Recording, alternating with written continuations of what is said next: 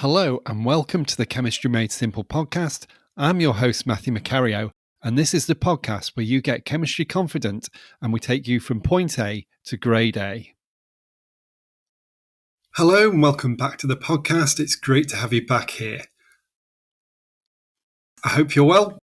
I hope you're having better weather than I am. Apologies if you hear heavy rain in the background. That's how it is here at the moment. Anyway, we're not going to let that put us off. In today's episode, we're going to be talking about bond enthalpies. We're going to define what that means, and we're going to talk about how you can use them to estimate the enthalpy change in a reaction. So, what is a mean bond enthalpy? First, we need to consider what we mean by a bond enthalpy or a bond dissociation enthalpy. This is the amount of energy required to break a bond between two particular atoms within the molecule. And of course, the standard bond dissociation enthalpy will be in standard conditions, and we're to measure that with a substance that we're measuring in the gaseous form. So, for example, we could calculate the bond dissociation enthalpy for the carbon-to-carbon bond within ethane, and we would express that in kilojoules per mole, how many kilojoules it takes to break 1 mole of carbon-to-carbon bonds in that molecule, in that substance. And that's great. It gives us the bond enthalpy of that particular bond in that particular molecule. But how about the carbon-to-carbon bond in a completely different molecule? How about the bond dissociation enthalpy of a carbon-to-carbon bond in propanoic acid, for example? Well, that's likely to be quite different. And in fact, the bond enthalpy of a carbon-to-carbon bond will vary between all the different molecule types because of the chemical influences of the rest of the molecule, the rest of the substance. So chemists don't usually have the specific value of the bond dissociation enthalpy for each bond in every single substance that they might be testing. So what they do is they use the mean bond enthalpy. That, as the name suggests, is an average enthalpy of that bond type of, for example, the carbon-to-carbon single bond across a broad range of substances. And these are published values that you would find not just for the carbon-to-carbon bond, but for all sorts of other bonds, carbon to chlorine, the carbon-to-carbon double bond, for all sorts of covalent bonds. So how do we use those? How do we use those to calculate the enthalpy change of a reaction?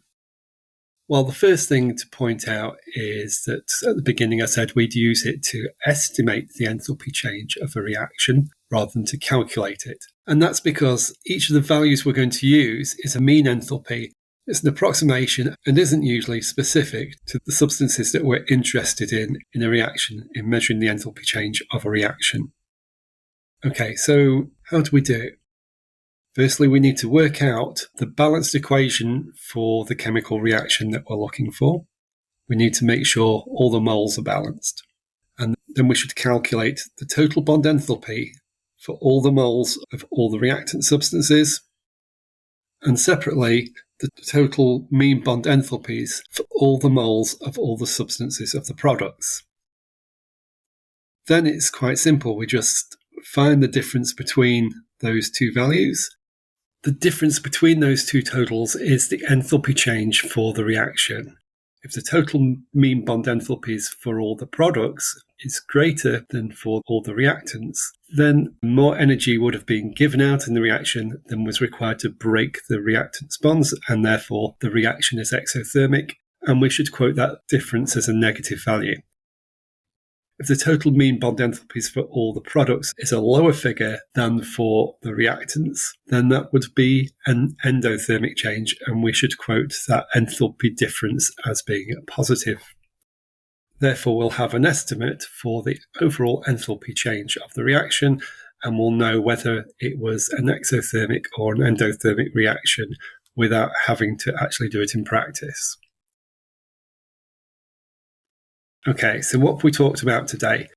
Well, we've talked about standard bond dissociation enthalpy being the amount of energy required to break down 1 mole of a particular bond in a particular substance.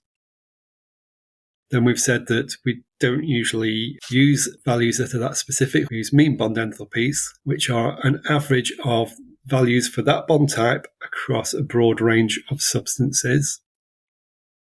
We've said that we can use these values to estimate the enthalpy change of reactions, And we do that by adding up the total mean bond enthalpy of the reactants and the total mean bond enthalpy of all the products in a balanced equation. Okay, so if you have any questions on this subject, on what we've spoken about today, please do get in touch. I really appreciate being able to help you a bit further. The best place to do that is over in the podcast's Patreon community. That's at patreon.com/chemistrymadesimple. I have been asked several times as well, how can I support the podcast if I don't want to use Patreon? Well, there are a few ways if you want to. You could give a 5-star rating on your podcast player. You could even review the podcast. That would really be appreciated. Also, if you want to say a quick thank you to support the podcast, there's now a Buy Me a Coffee link, and I'll put a link in this episode description as well. And thank you so much if you're thinking of doing one of those things. It's really appreciated. Thank you for listening to this episode. I hope you found it useful, and if you have had value from it, do consider visiting our Patreon community at patreon.com/chemistrymadesimple, where you'll be able to ask deeper questions about this topic and get more support for your studies too. So I look forward to speaking to you again in the next episode, and until then, do look after yourself and goodbye.